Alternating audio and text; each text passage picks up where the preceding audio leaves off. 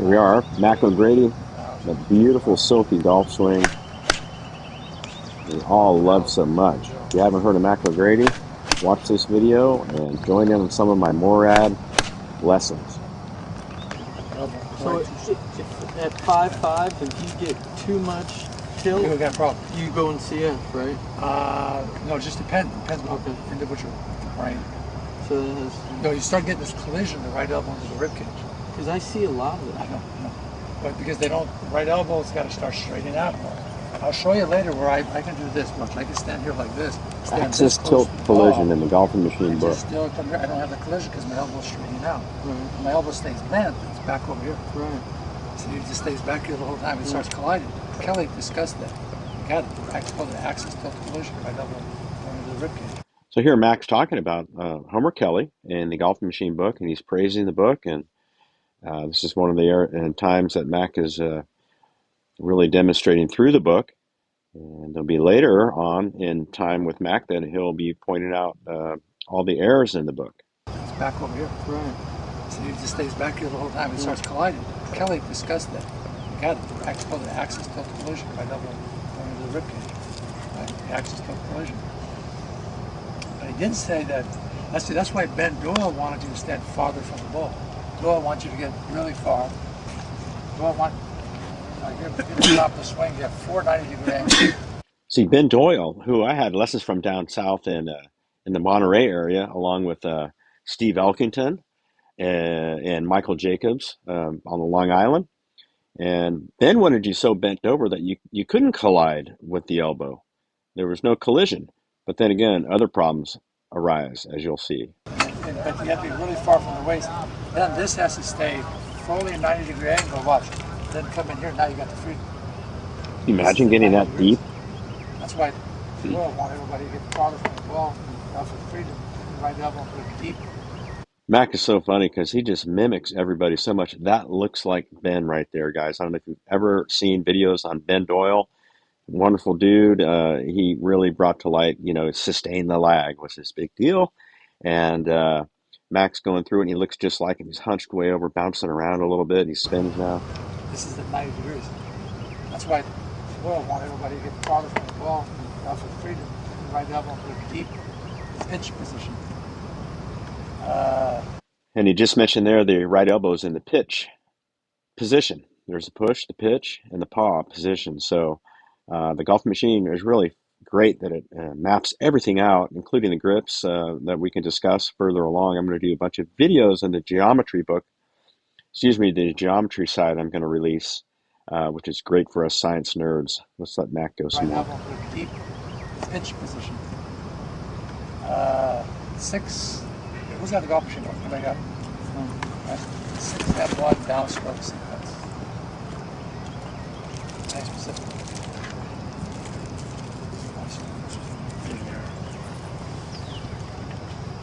For maximum power, the position must be taken to allow the delay of the release to all the components except the right foot and right shoulder have reached the past the line of sight. Then the accumulators must move very rapidly towards the line position. But none should actually arrive with wheels rather than leg and drag until the line. For maximum power, he says, but the position must be taken that will allow delay of the release until after. okay, that was delay the release. Left arm. Hold delay the release coming down here. He calls this the aiming point. Your eyes down at the golf ball. You got to come down here. He called it doing a judo chop to the aiming point. You're aiming down with a golf ball. You got to move all the components. Everything's got to get left except the right shoulder, right foot. Now that aiming point's really good for you guys.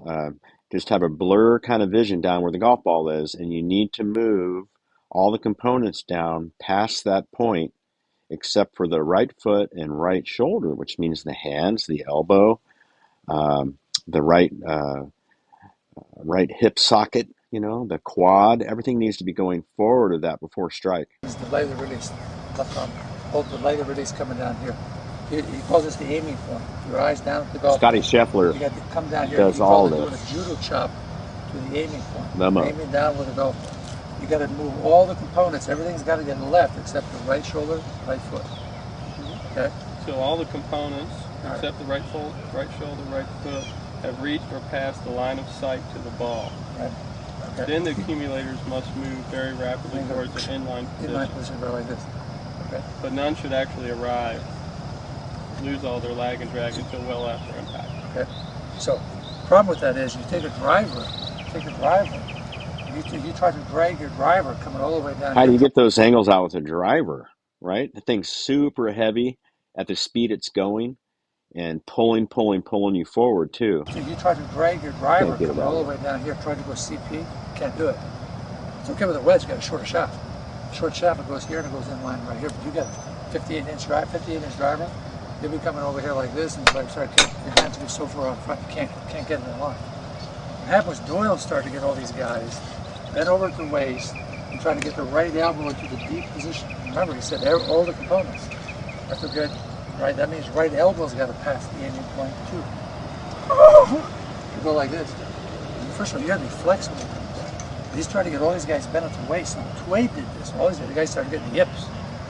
The driver, because you go right here with the driver, the only way you get it in line quickly, you have to come out of your tilts like this. Well, the thing is, if you're doing that now and you're using the sweep release, which is a consistent release of all angles from the top of the downswing while you're making the components move, then you've got the sweep release, which does work, aka Scotty Scheffler. Waist. And Tway did this. So all holding these the guys started angle getting yips. is a big problem. Driver, because you go right here with the driver, the only way you get it in line quickly, you have to come out of your tilts like this. So you can't stay down in here like this. Got it. And they said for You gotta maximum power, reposition the body. if you do that with a driver, drag it all the way down, you have a minimum power, and you hit it that way. You hit it that way. Not that way, you hit it that way. Okay. That's about, now if you want to say for wedges, you can take your wedge and drag that down to the wedge, and it will very quickly go in line, but you can't do that with one. The main thing is that it's the axis tilt collision. I can stand close to the ball, have the ball right here. And if I keep my elbow bent, it'll collide with the side. And especially if I want to start getting the ball airborne, then you get all this stuff going, major ball. So you got to get that elbow in front. That's very important. So one little passage. The reason why it's turning to the side because the weight transfer. The thing is you got to move the elbow inside again. You got to get that elbow in. Boy, is that important. It's got to get in, and then the elbow's got to straighten out. And Mac is talking about getting it in. He's talking about moving that right arm, the elbow joint in front. So it's in front of the right hip. Okay, like the right belt loop right there. You can't leave it back behind. Then the elbow would collide with the body, and then the forearm rolls over, and that stalls the rotation of your body. It's got to get in, and then the elbow's got to straighten out. That's what brings this foot over. Like that. That's why they don't want their hands to go inside. They don't want their hands moving inside. I can move my hands inside like this, but not change the angle back of my right wrist. I'm fine. Got it? P2, fine. Just like here. But if I bend the back P2, P2 and a half, now this is above the ball. It's got to be down on the plane. So anytime you see that shaft too flat, usually P1, P2, the right wrist is bent too early. Okay? Now Raymond Floyd, you look at Raymond, club head's going inside, hands going down the line. It's like that. And then Raymond just goes like this, he just goes. All right, so you signed up for Morad. That's awesome. Mako Grady, one of the hardest hitting golf ball that I've ever heard in my 2003 school with him, Vegas. So what you're going to learn here is how to set your body on the ground, how to get your center of balance, your center of gravity, as we say, pivoting, keeping yourself organized with your head, the wrist joints, how they set, to accelerate the club down with the pivot train. Right side coming through, elbow, hip, shoulder, everything accelerating through with a bunch of speed and balance. Mac looked the smoothest as anybody, like a Ben Hogan.